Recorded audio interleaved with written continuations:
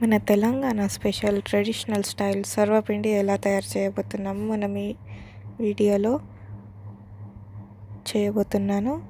First మన బియ్యం పిండిని తీసుకొని చల్లడలో పట్టుకోవాలి. ఆ తర్వాత 1 టీ స్పూన్ నూనె వేసుకొని అందులో శనగపప్పు, కరివేపాకు, కొత్తిమీర, మిరపకాయలు,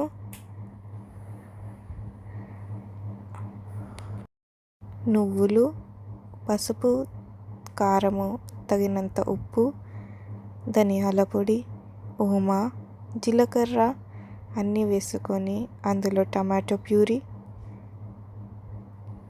సొరకాయని కూడా తురుముకొని అందులో వేసుకోవాలి.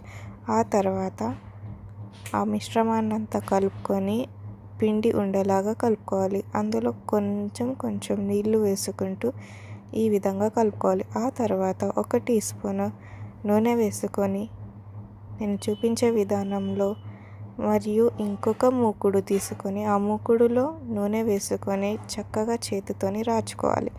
ఆ తర్వాత ఒక ముద్దని తీసుకొని ఆ పిండి ముద్దని ఆ మూకుడులో వేసుకొని సర్వపిండిలాగా ఒత్తుకోవాలి. నేను చూపించే విధానంగా ఒత్తుకోవాలి. ఆ తర్వాత మధ్యలో చిన్న రంధ్రాలను చేసుకొని అందులో నూనె వేసుకోవాలి. ఎందుకంటే అది చాలా లోపల ఉడికిపోయే అందుకు మనము ఇలా చిన్న రంధ్రాలు చేసుకోవాలి.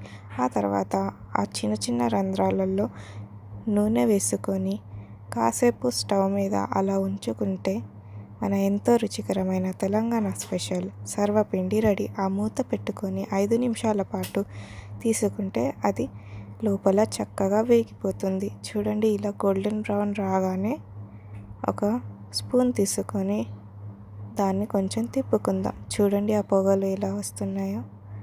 మన తెలంగాణ స్పెషల్ ట్రెడిషనల్ సర్వపిండి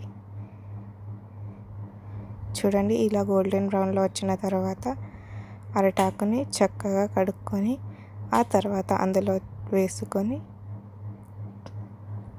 మామిడికాయ ఊరగాయ అంటే ఆవకాయ మరియు పెరుగు లేదా పెరుగు పచ్చడితోని తింటే ఆహా ఆ రుచే వేరు. చాలా బాగుంటుంది. ఇలా ట్రై చేయండి.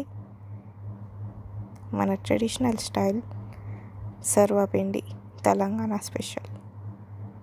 బాయ్. తెలుగు భోజనాలు బ్రాహ్మణ్ భోజనం.